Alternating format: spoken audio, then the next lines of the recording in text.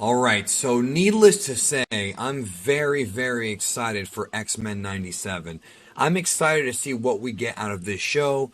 I'm excited because X-Men 92, the animated series, was a huge show for me as a kid. This was the show that got me into the X-Men. It was the show that got me into comics as a whole. It was the show that really helped me learn more about these characters. It had a legendary voice cast, great music, great storylines. And so what I want to do with this video is I want to discuss 5 comic book storylines that I want to see them do in X-Men 97. X-Men 97 is supposed to be starting on Disney Plus in 2023, and it's going to be picking up where the previous X-Men series left off, 92. So it's almost like no time has passed.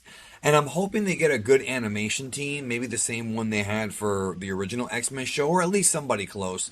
And I really am hoping that we get a nice, solid story, and I hope we get just some good stuff. And I hope it has the same feel and the same tone of the original show.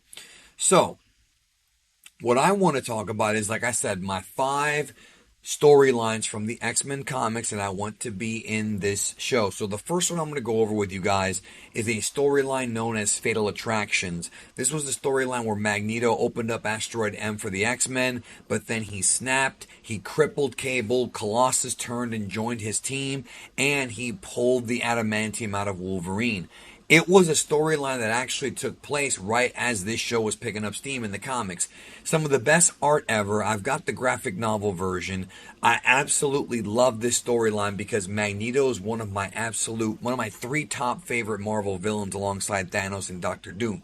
And so Magneto going nuts and the promos he was cutting and the stuff he was saying, like, oh, Charles. I love when he tells Cable, he's like, it's funny for a man like you who comes from the future, for the first time you are out of time. It wasn't quite that, I'm paraphrasing, but if you've read the storyline, you know what's going on. It's just the ultimate Magneto, just wank fest. I love that storyline. The second one I want them to do is a storyline called Inferno. This was a storyline that took place, I believe it came out in the 80s, and it's one that I really wasn't familiar with as a kid until I read the Inferno storyline, until I picked it up, and it was a pretty big deal because it was a huge crossover that went across the entire X-Men landscape. In fact, it was kind of a company-wide, Marvel company-wide storyline. And I remember what was going on was Madeline Pryor, who was the clone of Jean Grey, this involved Mr. Sinister, she started to go nuts and she became the Goblin Queen. And then what happened was Ileana Rasputin, who we did see in X-Men 92 in a couple of episodes, she becomes Darkchild. Then we have the demonic Hobgoblin. They could maybe do a crossover there. Chris Claremont was a co-writer. David McElhaney helped write it as well. Several icons of like the 80s. This came out in 89. Terry Austin, like, it was just and it involves like demonic forces. They may have to like, look, nowadays with Disney Plus, you don't really have to censor stuff, so I hope they do get a little bit more adult here. They may change some things around to make it more family friendly, but these demons are beginning an invasion of Earth, and it involves Ileana Rasputin, who, by the way, is Colossus' sister. She becomes Magic in the Marvel Comics, and it ends up being this huge story where they're trying to find Nathan, which is Cable. I don't want to go into all the spoilers in case you haven't read it before, but it involves Limbo, and there's like a huge takeover of Professor Xavier's school. There were a lot of people who died during this storyline. It is a viciously sad storyline, and it ends with a huge battle between Cyclops and Mr. Sinister, which we saw a little bit of that beef in X-Men 92, so it would naturally pick up into it. Obviously, you're going to have to make changes from the comic, but I would love to see this in X-Men 97.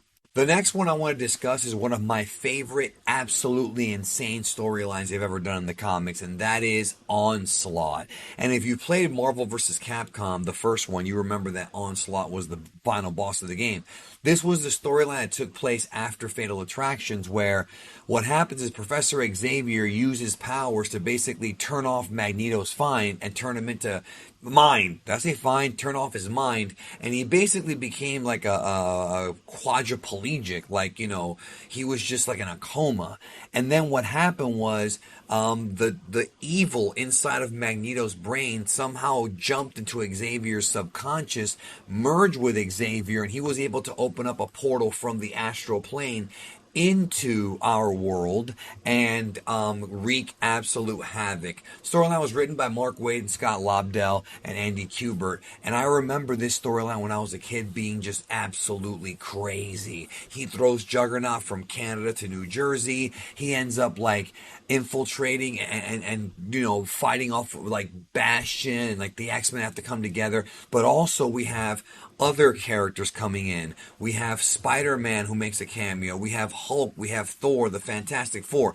And since Disney owns everything now, why not have Chris Hemsworth voice Thor in the X-Men 97 show? Why not have, whoever voices characters in What If, have them come in for a session. Have them do it. And Franklin Richards gets corrupted, and it's just an absolutely nut storyline. One of the ones that I remember just being this page turner. Some would say it doesn't really hold up, but I think it does, and I would love to see that. In fact, X-Men 97, right? That's when the show came out, or when the new show's coming. This storyline was June of 96. So I think right before, maybe it was like May of 96, but either way, that I would just love for them to do that. Another one they could do was from X-Men issue number 200, Uncanny X-Men, and that is the Trial of Magneto.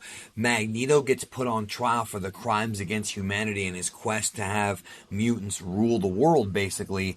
And it's interesting because this thing added depth to Magneto. It added, and he's already a deep character. It added like some sympathy to him. It shows like growth in Magneto. They could actually tie the Trial of Magneto in with like Onslaught or Fatal Attractions in the X-Men 97 cartoon, and that would be freaking awesome, bro. Once again, it's another Chris Claremont classic.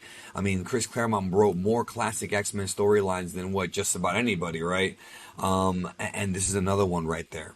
A couple of honorable mentions that I absolutely love, but I know that they won't do. Age of Apocalypse, I'd love to see that, but they already kind of did something similar. In fact, that was inspired, the Age of Apocalypse storyline was inspired by X-Men the Animated Series. Also, I would love to see God Loves, Man Kills, but if they adapt it like the way the comic is, it's going to be a little too hard to do because of the whole religious aspect behind it. So they probably won't touch that one with a 10-foot pole. Plus, X-Men 2 brought in William Stryker, and yeah, he was different. It wasn't the same William Stryker, but I still feel like God Loves, Man Kills is just a legendary storyline. House of M, I would love to see too, but I feel like Wanda is getting so much attention now with WandaVision, Doctor Strange 2, and, in the MCU, they might stay away from putting her in the show. I hope they do put her in the show, but, you never know. And hopefully, you can get like, Elizabeth Olsen to voice her. Like, that would be great. I think she was already in an older episode of X-Men. I don't remember. But if not, bring her in, if they do House of M. But anyways, the last storyline that I want them to adapt from the X-Men comics is a storyline written by Jonathan Hickman called House of X. This is a storyline where, for one of the rare times but cool times, Xavier and Magneto come together and create this island called Krakoa, which is where it's like a mutant island where it's a place that mutants can live, way bigger than the school for the gifted children, and live and be safe. But then what ends up happening is there's a human group who wants to destroy them, and don't want to spoil it, but it ends up being a big it's a big sort of mystery for a while, and it makes you really wonder. Great storyline, great concept. I think it fits right in with some of the other stuff they did in X-Men 92. We've already seen the Friends of Humanity. We've seen a version of Fatal Attractions with Asteroid M. We've seen this in the X-Men cartoon, but I feel like if they do it with the island, I think it would be just totally awesome. They kind of did something, I believe they had something like this in the original X-Men cartoon, but adapting this storyline I think would fit right in. And there's so many other angles they could adapt. I mean, X-Men is legendary. It's my favorite comic book series of all time, favorite characters of all time, and I'm so happy that X-Men 97 is a thing.